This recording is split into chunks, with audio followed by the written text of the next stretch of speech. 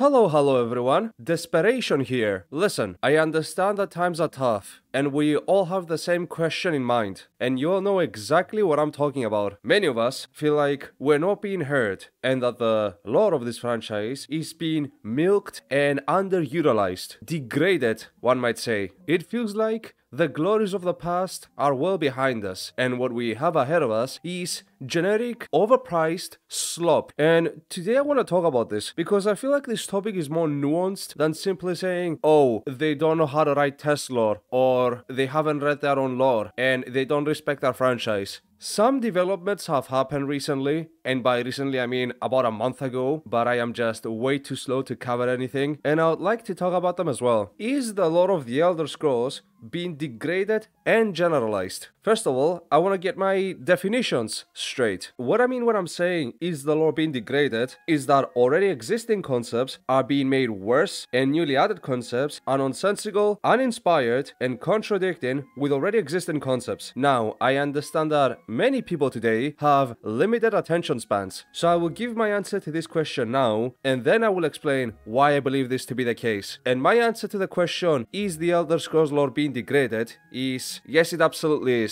But why do I believe this to be the case? Believe it or not, if you were to ask me this question last year, I would say no, I don't think the lore is being degraded. It is maybe changing direction, it is maybe toning it down a little for Elder Scrolls 6, but not degraded. What made me change my mind on this opinion is, of course, as I said before, Ithelia, and more recently, Elder Scrolls Castles. These two examples are very interesting to me. They are the most recent additions we've gotten to the lore, and they are both terribly written, but in different ways. Ithelia is an attempt by the developers to write a deep concept, but not knowing how to, and not committing to the very rules of the Elder Scrolls franchise, and Castles is an attempt at completely changing the way the franchise looks, and making it look much worse, mind you. The obvious counter-argument to what I'm saying is that the lore isn't being degraded, it's just changing. And to that argument, I have a recent story to tell that I think proves that the lore can't be of the same quality as of the time of Skyrim, and the lore can't be deep, thoughtful, and consistent. They just actively choose it not to be.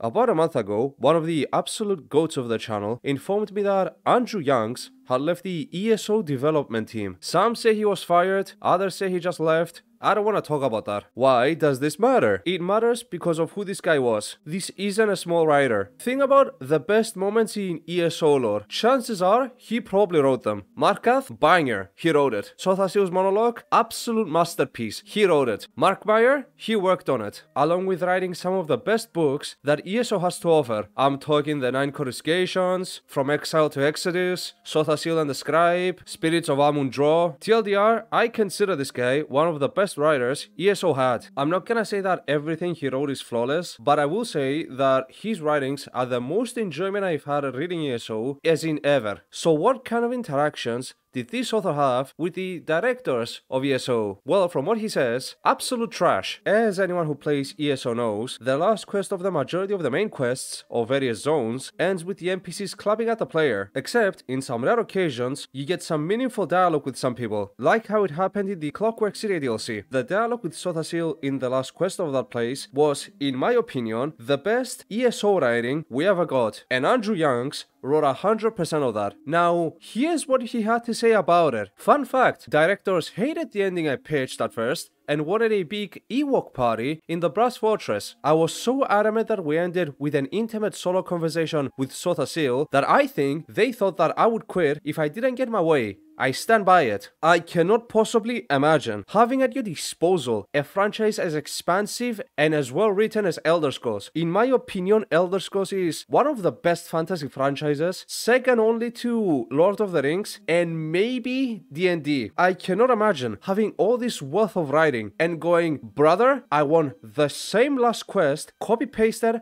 20 times in different zones at the end of every main quest. It is as close to creative bankruptcy as one can get, just ending every zone quest line with a quest clapping at the player. It is terrible. And upon one of your writers walking up to you and going, hey, maybe instead of this copy-pasted nonsense, we can have an intimate solo conversation between Sotasil, one of the best characters in the franchise, and the player, maybe give his character some depth. And you look at that proposal as a director and you go, nah fam, we want another clapping party. And from what he says later, this is something that happens a lot. In another one of his posts, someone asks him, do you or did you ever have any say in the dialogue options that the player characters can choose? To which he responds, I always write both responses and dialogue for my quests. When I turn them over, I consider them complete, as if I had created a mod for release. Editors then come in behind and do as they wish. So how much of it survives is a hero miss across ESO. I think that this story disproves more than anything else the argument that the lore is simply changing due to different games or different writers. You can have consistently written deep lore. The writers exist for it. It's just that they willingly choose not to have it. Which brings us to the question, why are they making everything so digestible, so uninspired, so unremarkable? As far as I see things, and bear in mind, I can 100% be wrong, but I do see a couple of factors that come into play here. The obvious answer to this would be complacency. I understand that I'm probably preaching to the choir because people who watch my videos know what the Korra is, so they know the depth of Sotasio's monologue, but to a lot of people, this was just a bunch of blah blah blah. And I'm getting sick and tired of saying this, but why are we appealing to casuals in such a bad way? Why not give them something to be excited for? Why not tell them, this is something good, you should listen to it. Don't just spam press goodbye. Pay attention, this guy is cool. Clapping and going, oh my god, you're so good at this, you save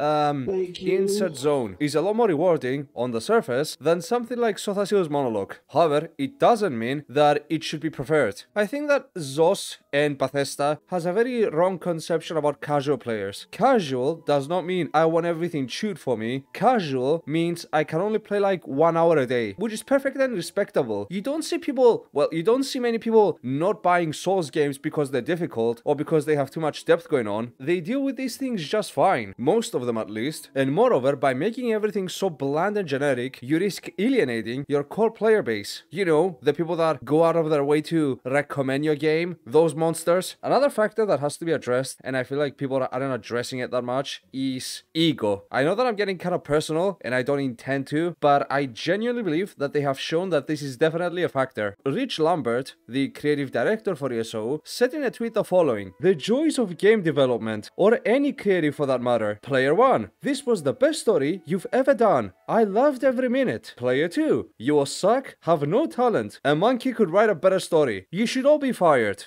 You, and everyone with a common and good enough line of thinking knows that this is not how you respond to player criticism. What you are meant to do is distinguish between players and process them by factors such as who is saying this, what are they saying, and why are they saying it. You're not supposed to take everything personal. No one is trying to damage your great work. The great work being, of course, Ithelia and the Ascended Lord. And even when you do take genuine feedback, you still end up ignoring it. And when you don't want to develop your ideas, when you don't put them through a process of genuine criticism, they're just gonna come off as garbage. Now, where have I heard that before? Another issue, which is a bit more wide in scale, is that there seems to be a cycle of creativity when it comes to the development of most franchises, not just Elder Scrolls. Think of many of the franchises that people love today. Warhammer, D&D, they all began as relatively underdeveloped ideas or concepts. Only through time, they developed as the giant behemoths that they are today. Even with something as obscure as Enderal. Think how far Enderal came from what it once was. At first it was Arctwent, a very obscure game with a very simple premise of gods versus demons. Then it became Nerim, a slightly more advanced franchise, but with still a lot of issues, mainly magic.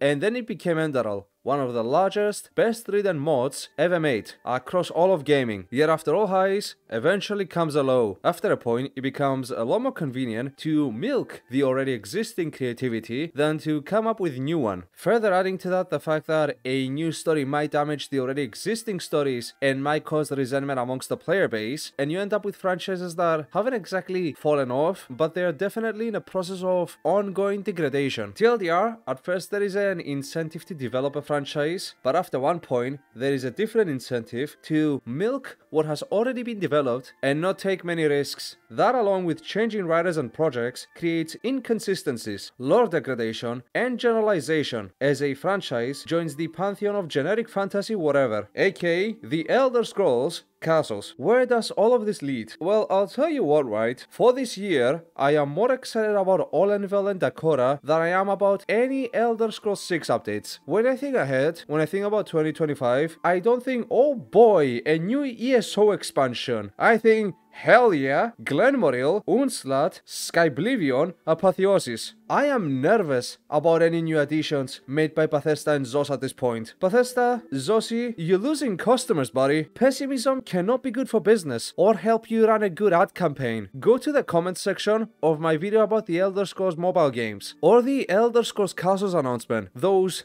aren't consumers ready to consume product. Those are powder kegs ready to explode. And one bad announcement about the Elder Scrolls 6 and they are all gonna blow up on your face. It has to be so weird for Bethesda at this point to be told multiple times and genuinely and with good points as well that people are using your engine to tell stories in your franchise and doing it a lot better than you are doing it and for free as well. I can't recall any other case of this happening, at least nothing as popular as this and to such an extensive scale. There are people out there genuinely foaming at the mouth about any updates about Apotheosis, Glenmoril, and Dakota. I would know, I'm one of them, but I don't know a single soul that is excited about the story of the next ESO chapter. And it's such a shame to be given such a beautiful franchise and tell the same stories over and over again and having to get hustled by a writer who's begging you not to tell the exact same stories over and over again. It is so bizarre to be excited for free projects made by the people of the community than about actual projects made by the developer with a €40 price tag on them. But hey, for the good and the bad, I'm gonna be here. And this is why, in my opinion, the Elder Scrolls franchise is being degraded. Will we come back from this? I don't know. Does it really matter? Even if it all were to go to shit, at the end of the day, we still have our own community messing around in the background, not even caring about the official content at this point. Well, almost. But it genuinely gets you thinking, is that why they're pushing paid mods so much? Is it a weird way of saying, okay, the community is clearly doing something better than us, what if we had them make the game instead? I think that that's an interesting idea. What do you think? Do you people feel like the Elder Scrolls franchise is being degraded? Despite me rambling on the microphone and not really having a discussion, I like to think of these videos as discussion videos. So let me know what you people think about this topic down in the comments. And with that, I am officially done making shorter videos. I'll probably see you all next month. And with all of that being said, goodbye.